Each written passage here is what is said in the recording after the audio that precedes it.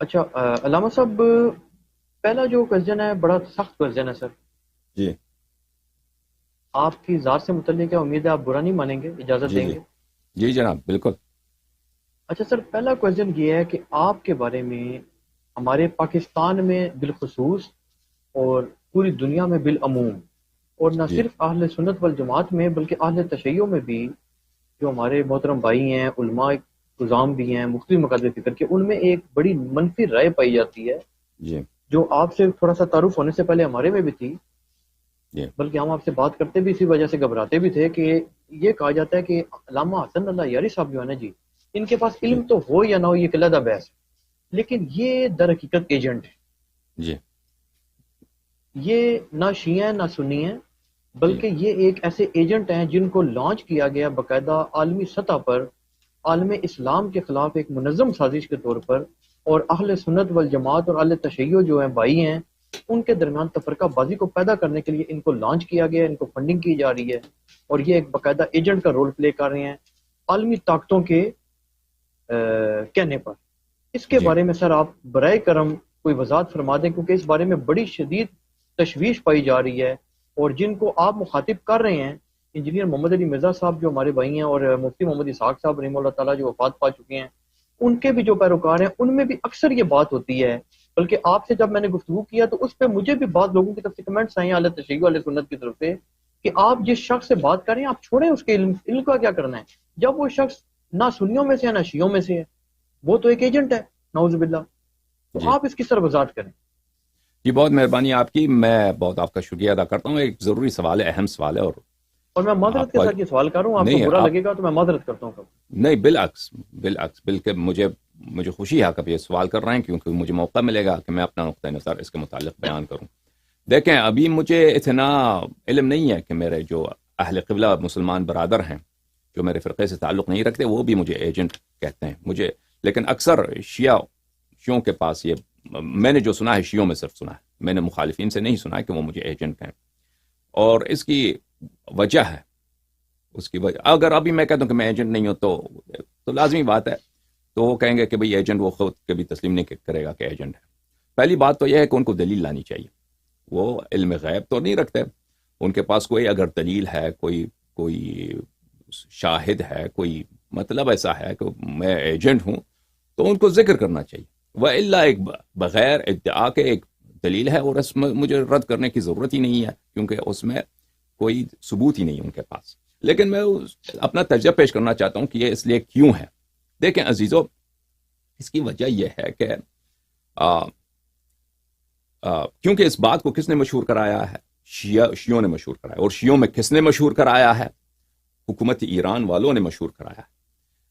ہم نے جب پروگرام اپنے شروع کیے تھے 10-12 سال پہلے فارسی زبان میں اور پھر عربی زبان میں، کیونکہ لوگوں میں بہت پیاس تھی ان باتوں کی. اور فارسی زبان طبقے میں آپ یہ بالکل شیعہ نقطۂ نظر تو بیان کیا ہی نہیں جاتا تھا، بالعکس اس کے کہ لوگ اگر کہیں کہ فارسی زبان لوگوں میں، کیونکہ ایران ایک بہت بڑا ملک ہے شیعوں کی، اور سب سے بڑا ملک ہے شیعوں کی، اور وہاں پہ بہت سارے علماء رہتے ہیں، تو وہاں پہ شیعوں کا نقطۂ نظر، جو وہابی حضرات ہم پہ اشکالات لیتے ہیں، حملے کرتے ہیں، شیعوں کا نقطۂ نظر بہت اونچی آواز سے کم از کم فارسی زبان میں ہونی چاہیے. بلکہ ان کا بالکل برعکس تھا، جیسے ابھی اردو زبان میں ہے، کہ کوئی شیعوں کی طرف سے صحیح اور مؤثر دفاع نہیں کر سکتا تھا. اس لیے جب میں سین پہ آیا تو بہت جلدی میری مقبولیت بہت بڑھ گئی ایک جانب سے. دوسری جانب سے میں جو حکومت ایران والے ہیں، میں نے کبھی ان کے آگے سجدہ نہیں کیا، میں نے کبھی ان کے آگے تواضع نہیں کیا. میں ان کے بدعات کو اچھی طرح جانتا ہوں، تو وہ بھی یہ جانتے تھے کہ میں ایسا شخص نہیں ہوں کہ میں ان کا نعرہ لگاؤں. اور ان کی جو دوسرے علماء ہیں، شیعہ علماء ہیں، کہ جس طرح وہ حکومت ایران کی سیاستوں کی تبلیغ کرتے ہیں، ان کی سیاستوں کی توجیہ کرتے ہیں، ان کی سیاستوں کی دفاع کرتے ہیں، ان کے رہبر کو امام بناتے ہیں، میں یہ کام نہیں کرتا. بلکہ میں ان باتوں کو مذہب شیعہ کے خلاف سمجھتا ہوں.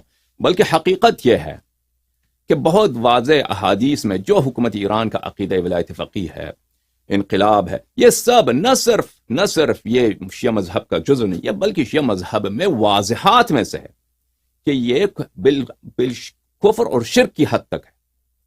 کفر اور شرک کی حد تک. تو وہ مجھے جانتے ہیں اچھی طرح کہ میرا نقطۂ نظر کیا ہے.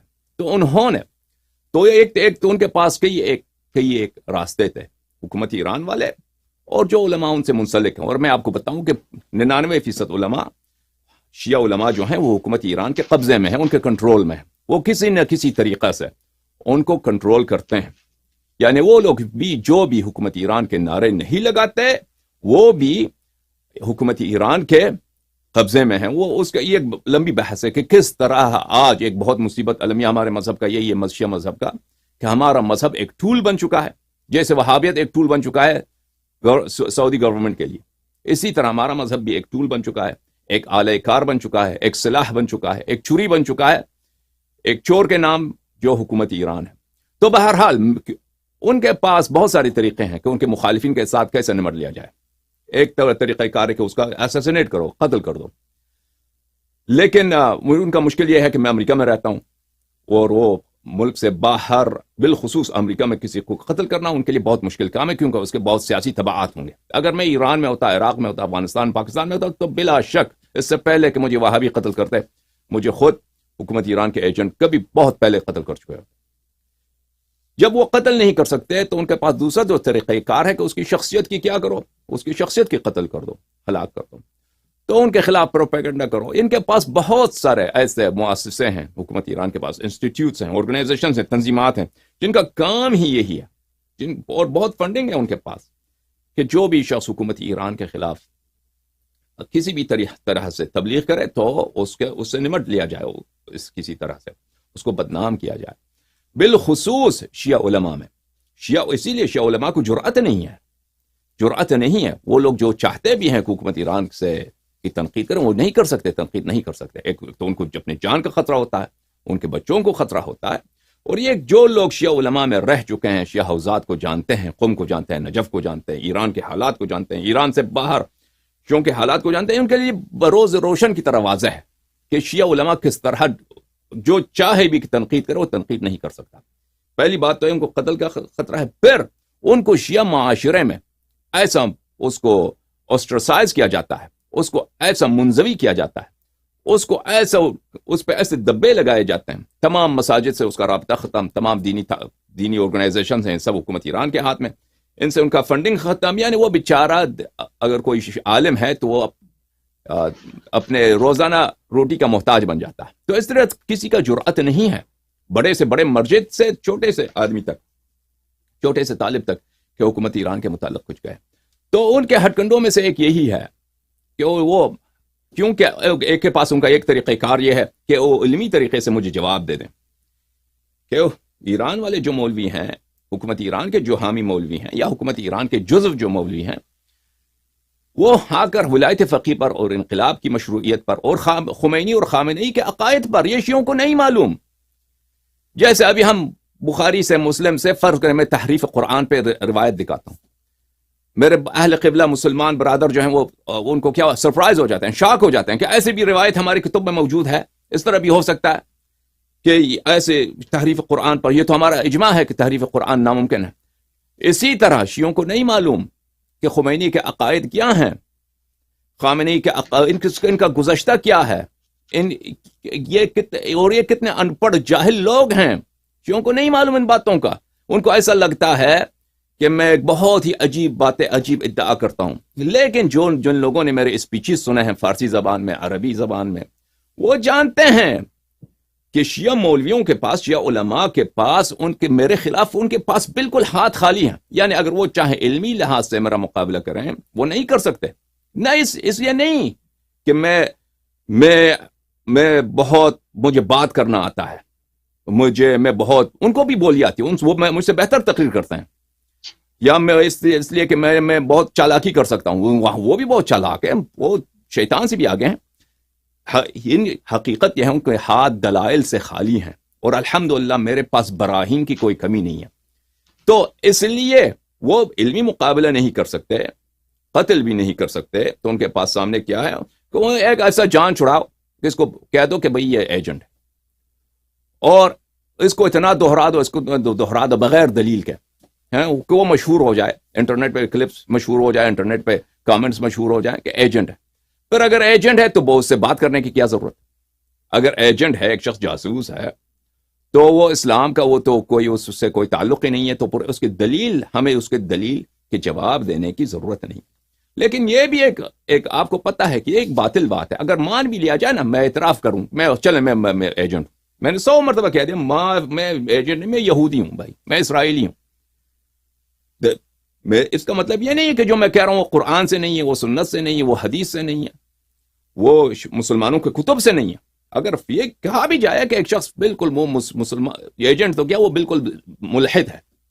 ایک ملحد شخص بھی جب دلیل لے کے آتا ہے، حجت لے کے آتا ہے، تو اس کا جواب حجت اور دلیل سے دینا پڑتا ہے، نہ یہ کہ اس پہ ٹپا لگاؤ کہ تو ملحد ہے۔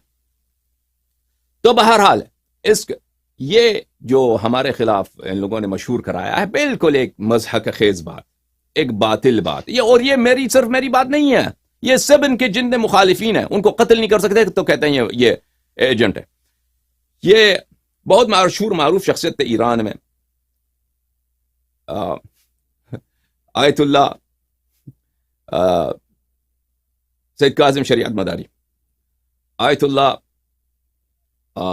سید محمد شیرازی، آیت اللہ شیخ حسین علی منتظری، ان کے جتنے، آیت اللہ علی سیستانی کے متعلق بھی یہ شخصیات بہت بلند پائے کے مراجع میں سے تھے، بالخصوص آیت اللہ سید کاظم شریعت مداری۔ وہ زمانہ جو خمینی کی مرجعیت تھی نہیں، وہ مرجع تھا، یعنی وہ اس کی مرجعیت خوئی کے مرجعیت کی سطح تک تھی داخلی ایران میں، اور اس کی مرجعیت خمینی کی مرجعیت سے بہت زیادہ مقبول تھی اور وسیع تھی۔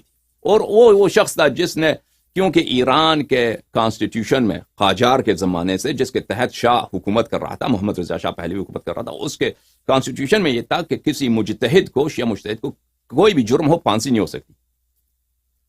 تو خمینی پہ جب 1963 پہ اس نے بلوا کیا تھا تو اس کو پھانسی ہونے لگی تھی۔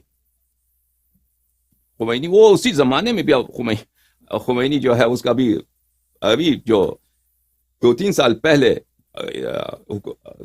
امریکی گورنمنٹ نے کچھ پرانے جو 50 سال گزرنے کے بعد یا 40 سال گزرنے کے بعد یہ کچھ اپنے ڈاکیومنٹس جو ہیں ڈی کلاسیفائی کرتے ہیں، اس کو دوبارہ نشر کرتے ہیں، یعنی وہ اس کو پبلک بناتے ہیں۔ تو اس میں یہی آیا تھا کہ خمینی صاحب نے، اس میں ہے کہ اس نے لیٹر لکھا تھا اس زمانے میں بھی صدر جان ایف کینیڈی کو، اور اس کے علاوہ اس خمینی کے تعلقات CIA سے، امریکہ سے کتنے ہیں وہ الگ بات ہے۔ وہ شیعوں کو، وہ شیعہ شاک ہو جاتے ہیں، شیعہ کیونکہ شیعہ بیوقوف ہیں، یہ سمجھتے ہیں کہ خمینی فرشتہ ہے، خمینی امام ہے، خمینی نائب امام ہے۔ یہ باتیں عزیزو، ایک قاتل کو، ایک شخص جس کے عقائد کفریاں ہیں، تم نہیں جانتے، تم ہم سے پوچھو۔ اگر تم کو، میں شیعہ برادران سے کہتا ہوں، اگر تم کو میری باتوں پہ یقین نہ ہے تو اپنے علماء کو بلاؤ، مناظرے کراؤ۔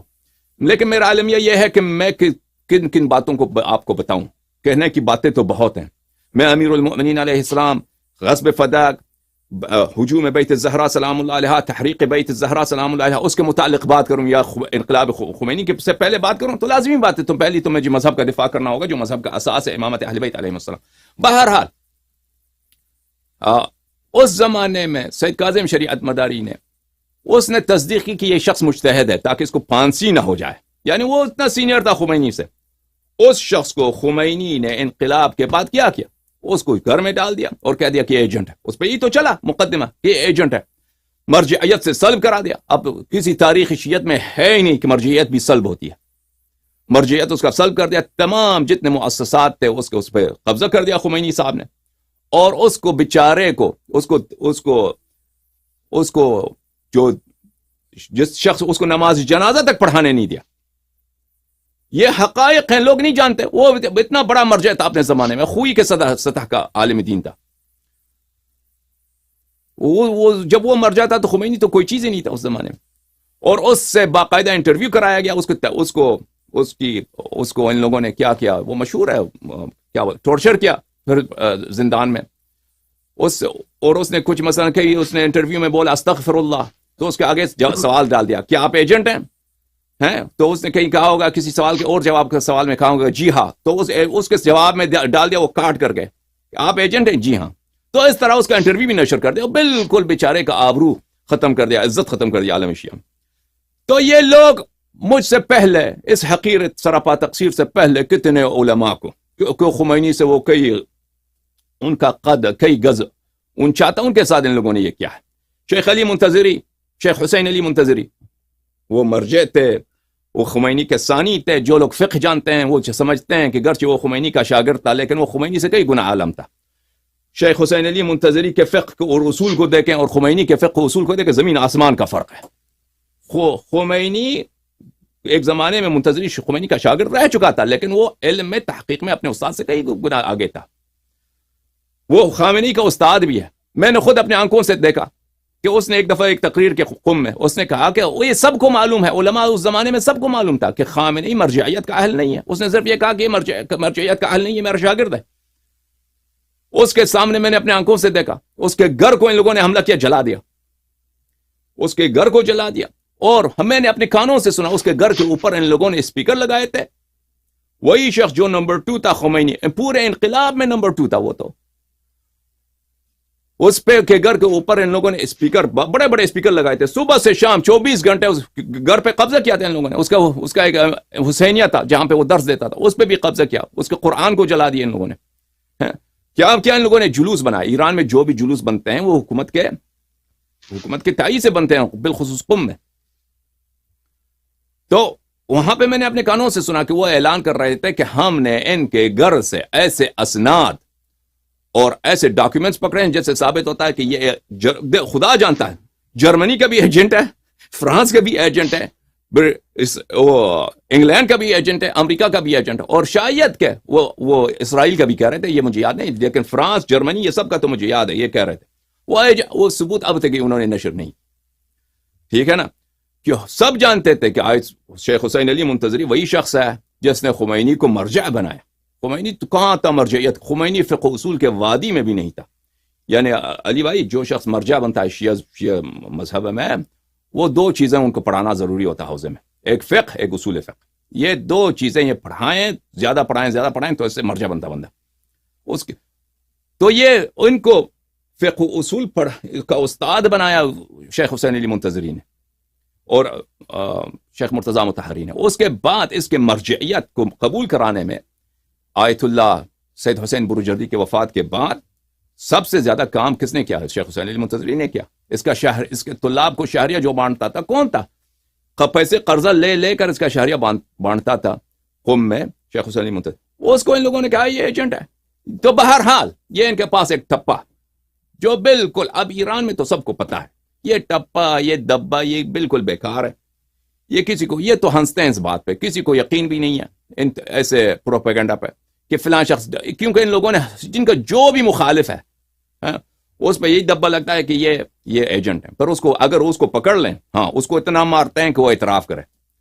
اس کو 2 مہینے 3 مہینے 4 مہینے 5 مہینے 6 مہینے جیل میں رکھ کے اس کی اچھی طرح اس کے کیا کرتے ہیں, خوب اس کی ٹارچر کرتے ہیں.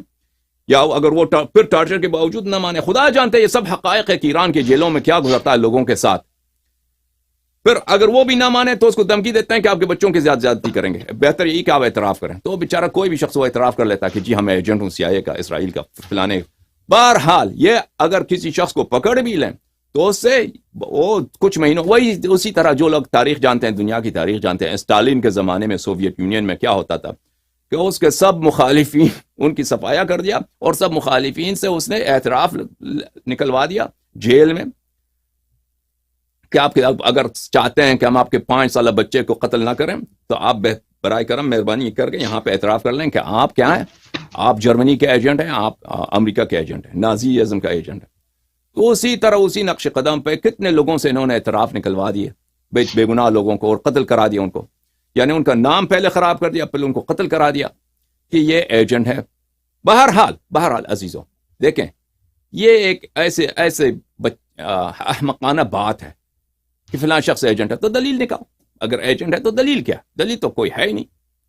صرف دلیل یہ ہے کہ وہ میری بات کا جواب نہیں دے سکتے, کیونکہ اگر وہ آ کر میری استدلالوں کا, میری چھوٹی سی دلیل کا, ولایت فقیہ کے بطلان پر, حکومت اسلامی کے بطلان پر, انقلاب کے بطلان پر, خمینی کے کفری عقائد پر, خامنئی کے کفری عقائد پر, ان کے طاغوت اور ان کے شیطان اور ان کے اسلام سے خارج ہونے پر اگر میرے کچھ چھوٹے سے دلیل کا جواب دے سکتے ہوں تو یہ دے دیں گے. خدا جانتا ہے یہ ایک منٹ بھی صبر نہیں کریں گے, یہ 1 منٹ بھی صبر نہیں کریں.